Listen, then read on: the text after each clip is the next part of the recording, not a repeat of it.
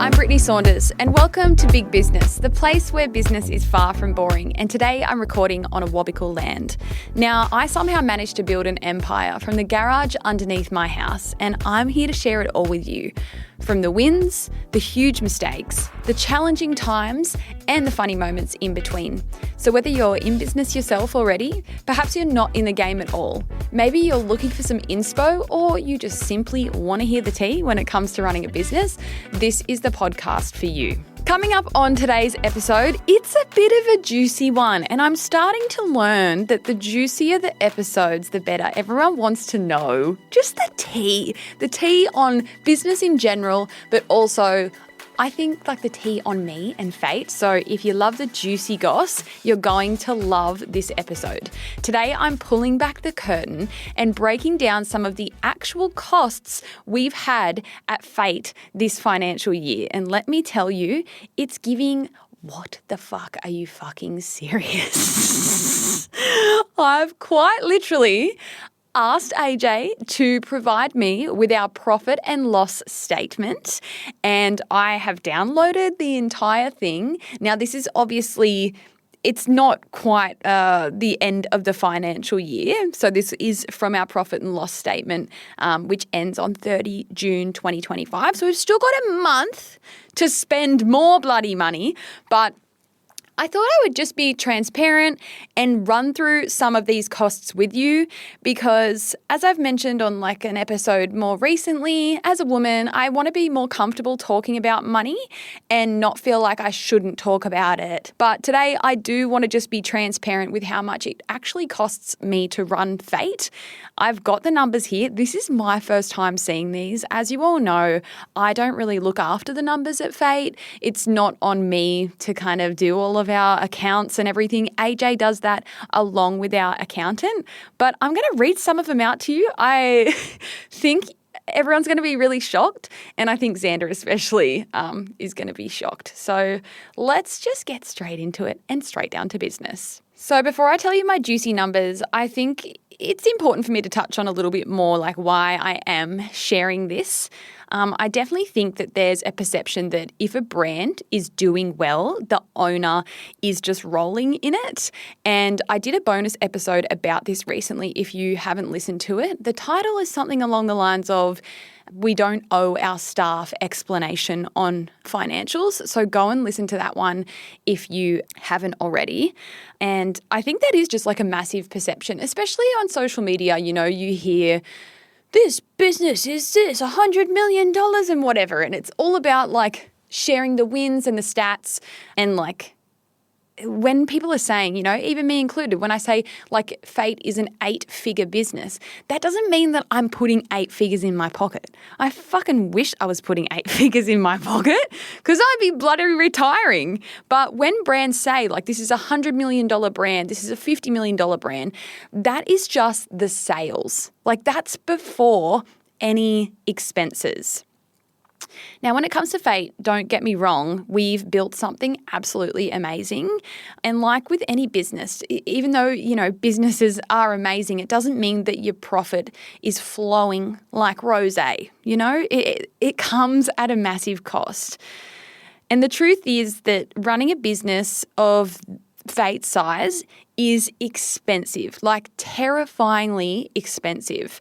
So I just wanted to be transparent because that's what I'm all about here on Big Business and walk you through some of the actual numbers to show you how much it costs to keep Fayt running. And I really want to stress this to all startup business owners.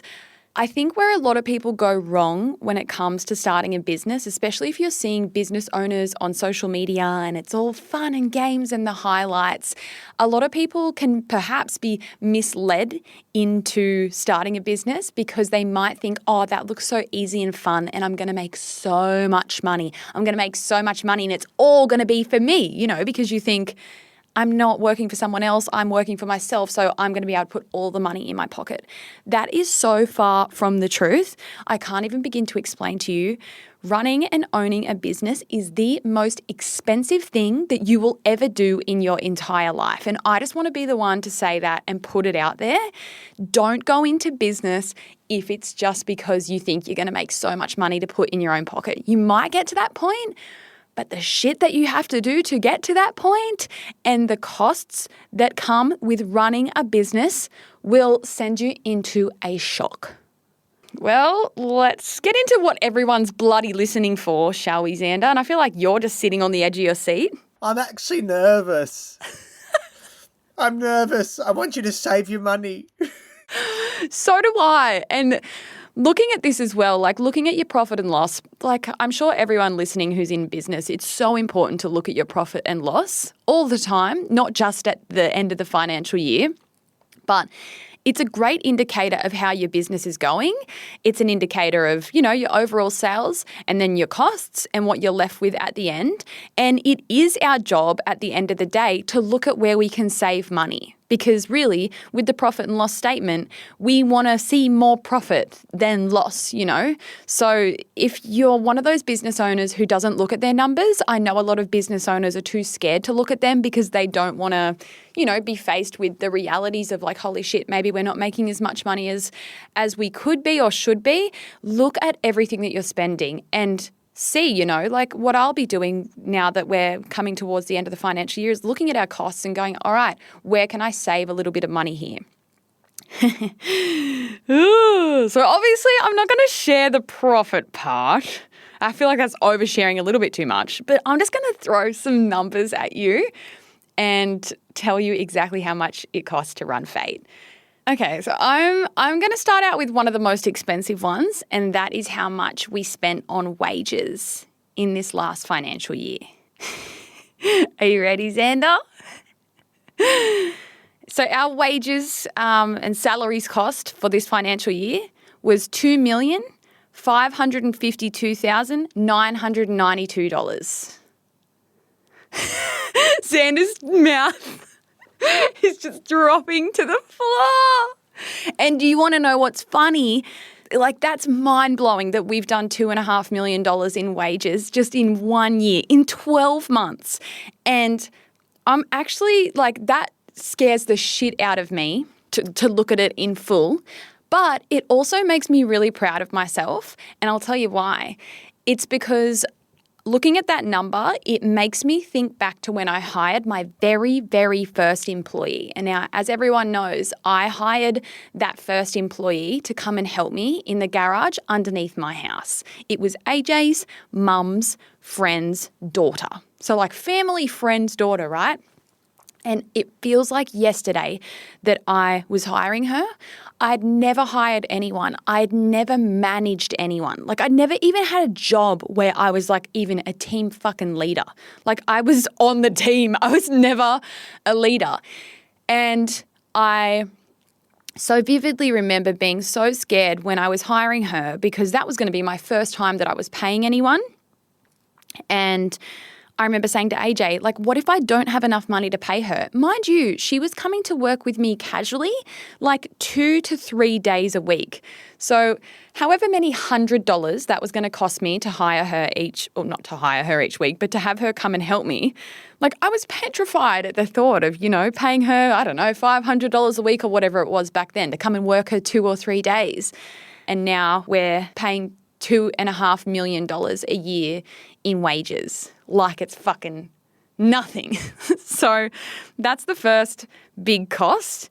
And it's a crazy one as well. And I think it's really interesting as well because when I was an employee, I never saw anything as a whole, and fair enough, because it's not a staff member's responsibility to understand things as a whole. Like when when you're working, like you've got your wage and you just think that. But it's just really funny, I guess, to reflect on when I used to be an employee and I would just see what I would get paid every week or whatever. But then to see it from a company perspective and how much wages cost, like when you're paying a whole company, it's absolutely wild. And that is an insane figure. So that's a huge cost for us. Our cost of goods, so all of our stock, we spent $5,196,127.83. You know? So if you add the cost of our stock and the cost of the wages, you're looking at nearly $8 million alone just on wages and stock. It is expensive. Now, this isn't to say, you know, I don't want people to be like, oh my God, you know, that's too expensive, because obviously if our costs are this high, we are like quite a big business, you know what I mean? And I really want to stress our costs have not always been this high. Like, you know, I should have done, maybe like I can for another episode, like compared it to like our profit and loss statement from like 5 years ago. That would have been a good one, just to compare, because, you know, if we're spending $5 million on stock at the moment in a year, like I think years and years ago, there might have been a time where I was spending $200,000. So it's just grown as the company has grown. Another massive expense for us is advertising. So all of my Facebook ads that I always talk about, on advertising, we spent $956,345.56 on ads.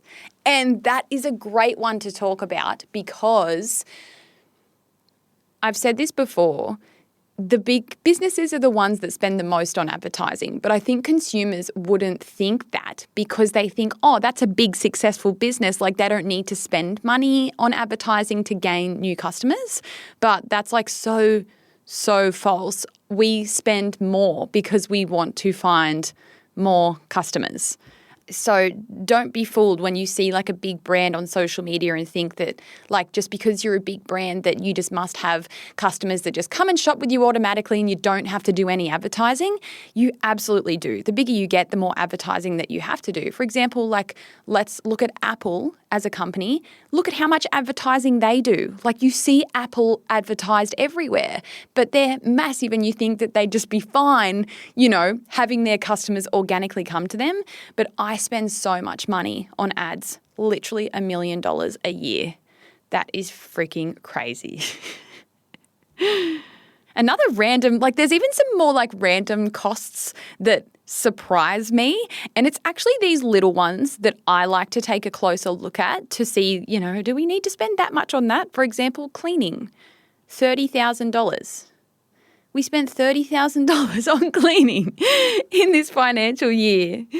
On models and content creators in 12 months, we spent $113,301.19.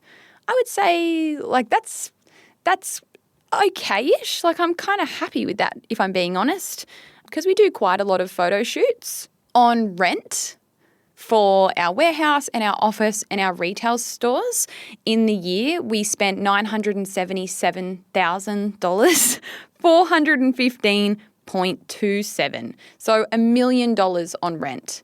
So we spend a lot more on wages than we spend on rent. I thought rent was going to be way more than that. So I'm actually very happily surprised at that figure.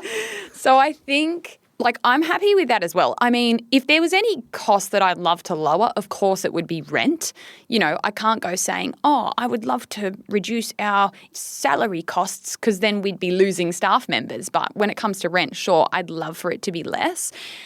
In saying that, like $977,000 a year, yeah, it's a fucking lot of money, but I'm happy with that. And I think if I was based in Sydney and our office and warehouse was based in Sydney, that would be a way higher figure, because I know people who rent like offices and warehouses and they're over $500,000 a year just for like the one building alone, because they're in like bigger cities.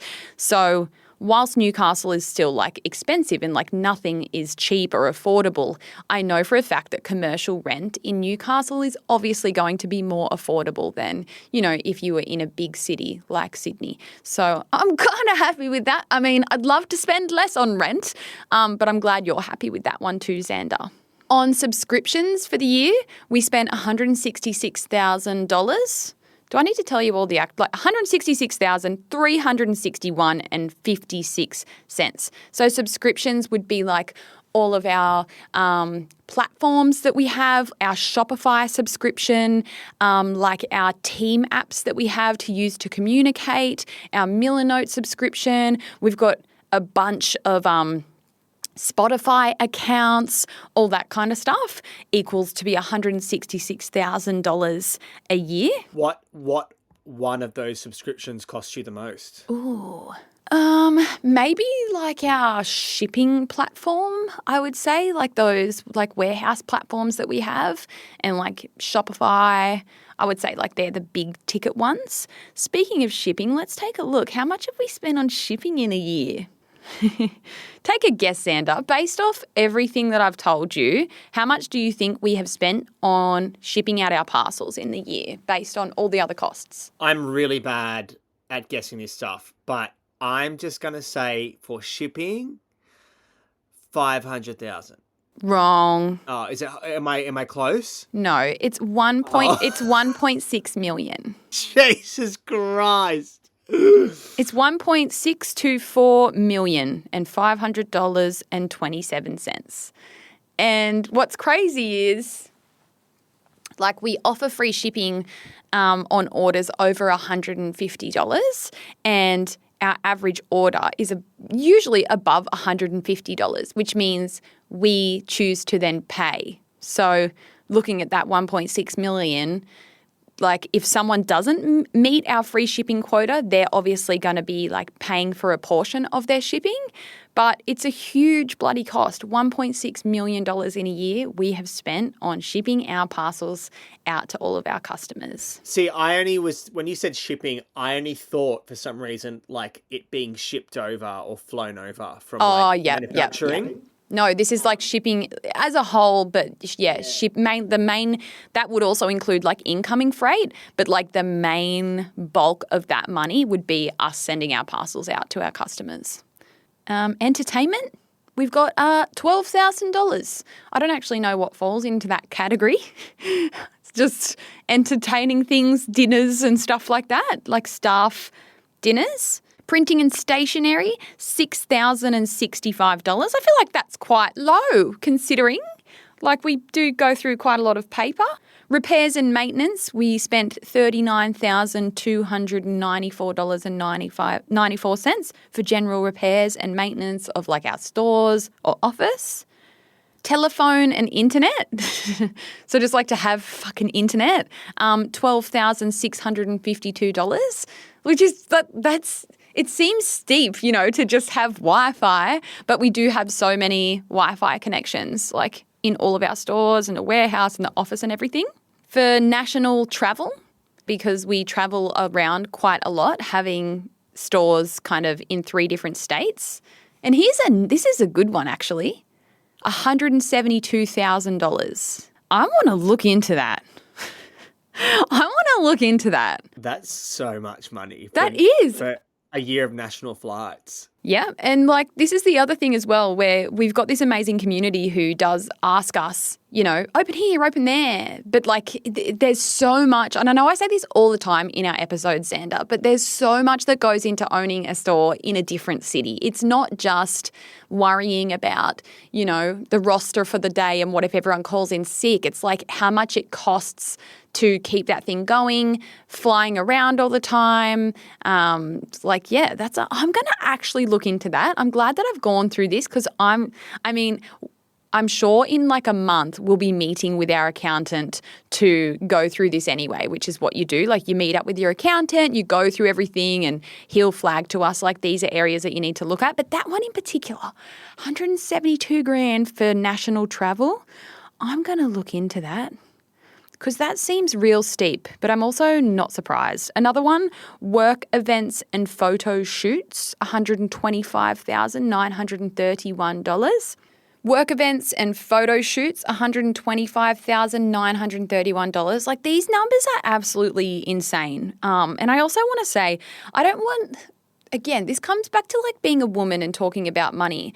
And like, as I'm saying all of this, I'm picturing for some reason people going, oh, she's bragging about being able to spend this much. But I'm just sharing this to be fully transparent and also to normalize conversations around costs and money and running a business. But work events and photo shoots, $125,000. For example, we did our like Fayt Lucky 7 brand trip, which cost a lot of money. So that would be within that cost. And we also hosted a massive community event that night, which I think ended up costing around $30,000 for the one night, which is crazy. So it's just amazing how quickly these expenses can add up. And we want to do more and more events. Like, we love doing the Lucky 7, which, if you don't know what that is, 7 random customers won a trip with us for our 7th birthday, like an influencer trip, but we just took customers instead. And then on their trip, we also hosted a big event for our community. Again, just like a community and customer event. And over 200 people came. And that event alone cost around $30,000 for the one night. Like, it may as well have been a wedding. AJ and I should have just tied the knot there and killed 2 birds with 1 stone. But it's just absolutely crazy.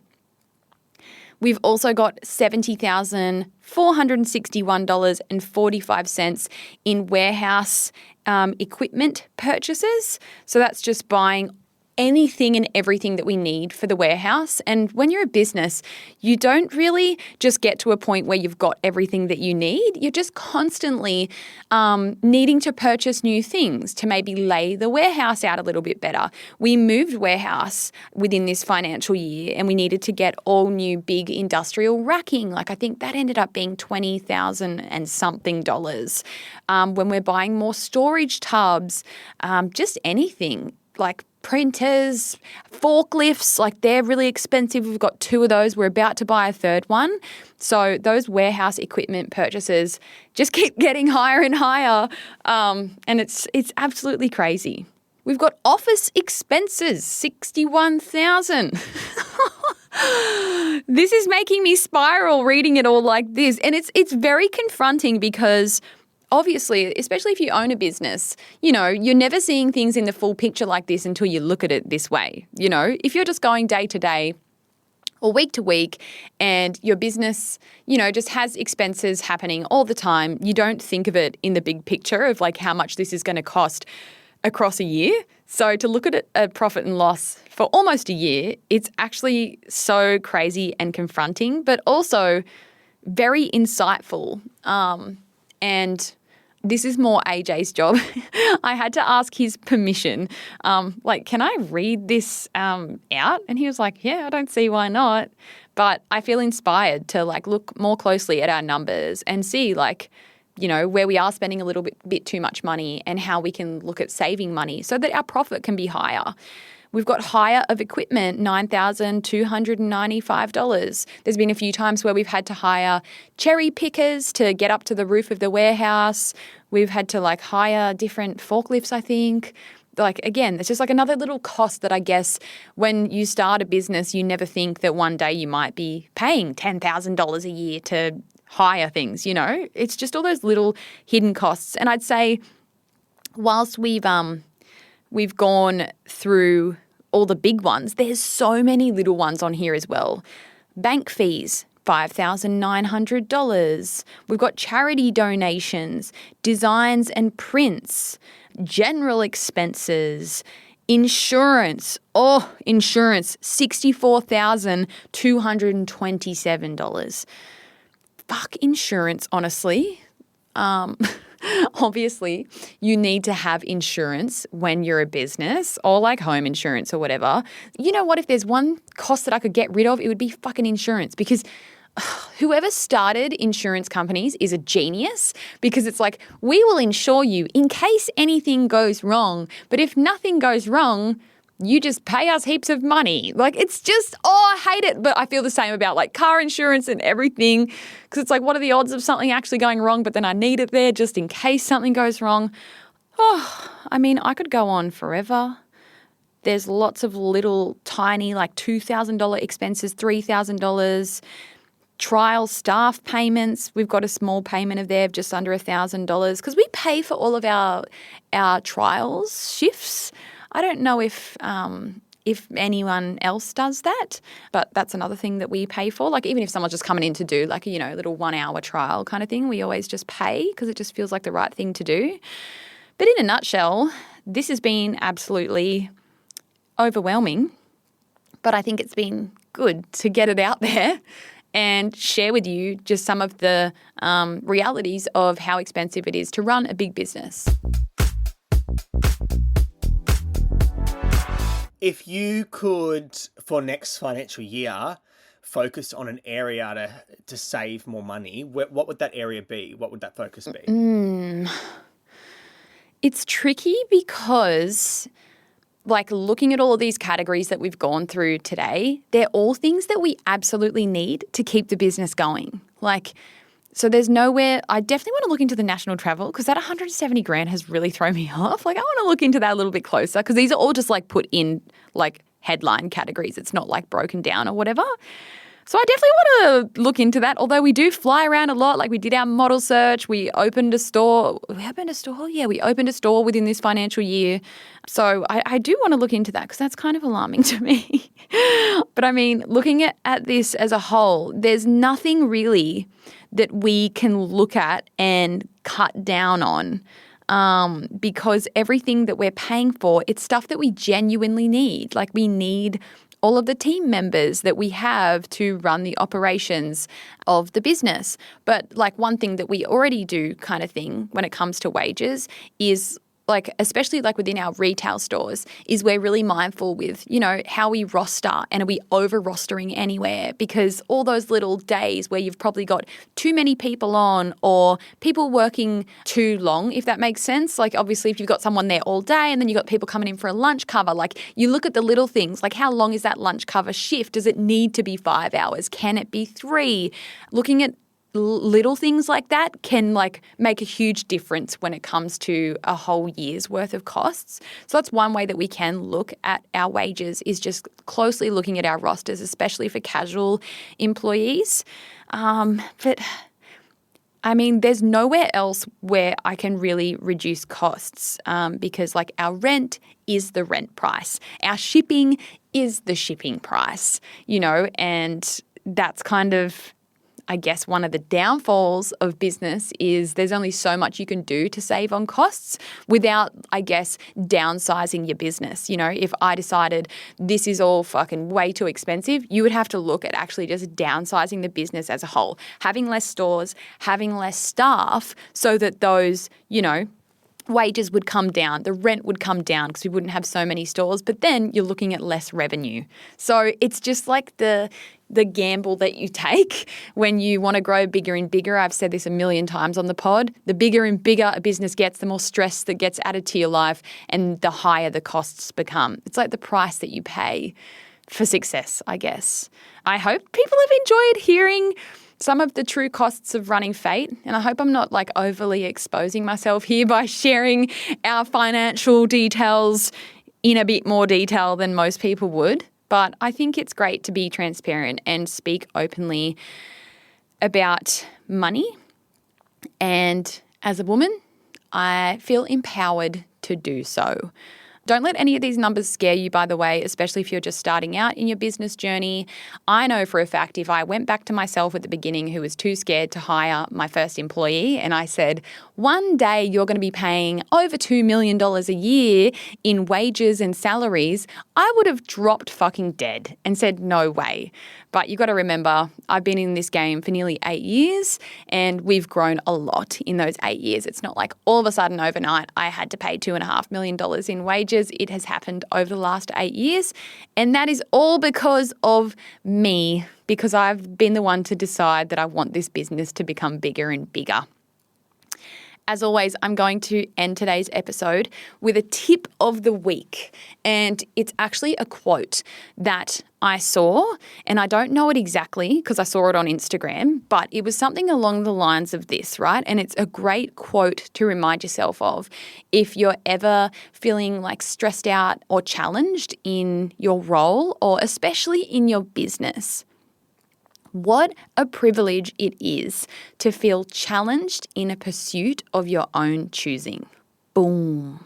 So like, for example, just to like put it into perspective, when I'm feeling stressed out at work, like something's going on, and I'm going home and I'm laying in bed at night and I'm stressing out about something that's happening at work and I'm like dealing with a situation or whatever, like I need to remind myself, and especially us as business owners, like what a privilege it is for us to feel stressed in a scenario that we have chosen to build for ourselves, you know. And I just saw that quote and I absolutely loved it. Whilst, yes, it's frustrating to be feeling challenged or stressed, I, as a business owner, am so glad that, you know, me being stressed out is within fate that I've decided to build on my own. So I just thought I would share that little quote, and maybe you'll find it useful if you're ever feeling challenged within your business. What a privilege it is that you're feeling challenged in a pursuit that you set out for yourself.